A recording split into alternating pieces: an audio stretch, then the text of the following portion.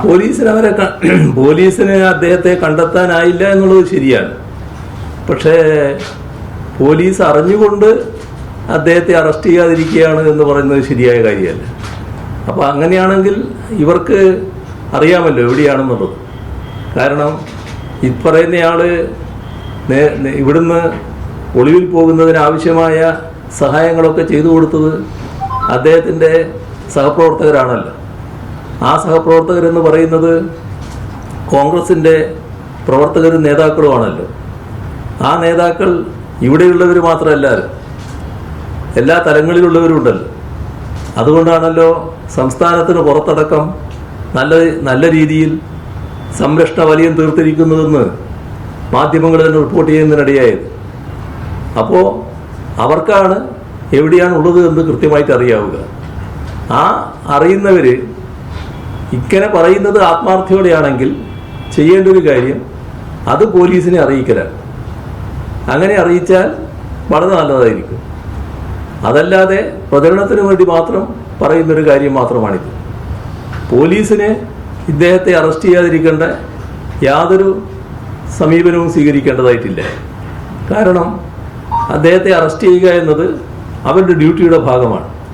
പക്ഷേ പോലീസിൽ നിന്ന് മറഞ്ഞു നിൽക്കുന്നതിന് വേണ്ടിയുള്ള രക്ഷാവലയം കോൺഗ്രസ് തന്നെ തീർത്തിരിക്കുന്നു എന്നുള്ളതാണ് പൊതുവെ മനസ്സിലാക്കുന്ന കാര്യം.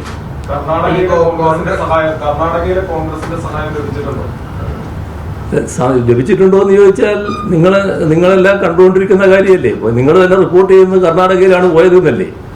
അപ്പോൾ എന്താണ് കർണാടകയിൽ പോകാൻ കാരണം? കർണാടകയിൽ പോകണമെങ്കിൽ അതിനുവേണ്ടി ഒത്താശകൾ ചെയ്തു കൊടുത്തതാരാണ്? ഒരു ക്രിമിനൽ സ്വഭാവമുള്ള ഒരാൾ അയാളുടെ മാത്രം കഴിവിൻ്റെ ഭാഗമായിട്ട് ഒളിവിലിരിക്കുകയല്ലോ.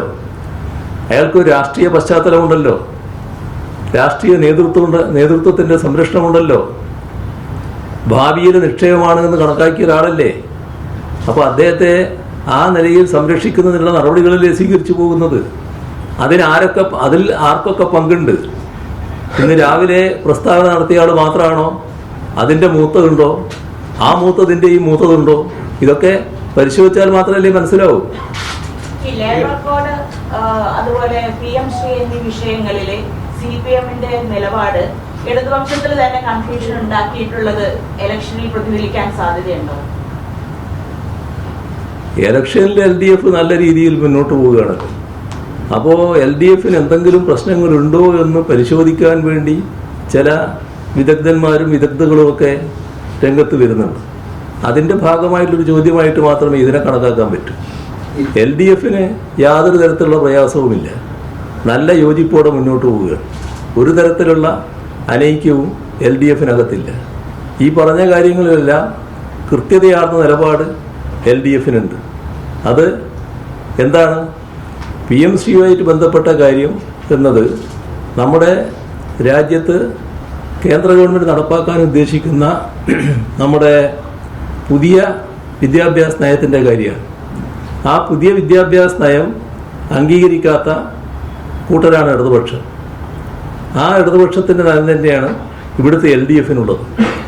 ഇവിടെ ഏതെങ്കിലും തരത്തിൽ അത്തരമൊരു നയം നടപ്പാക്കാനുള്ള നിർബന്ധമാണ് കേന്ദ്ര ഗവൺമെൻറ് കാണിച്ചുകൊണ്ടിരിക്കുന്നത്.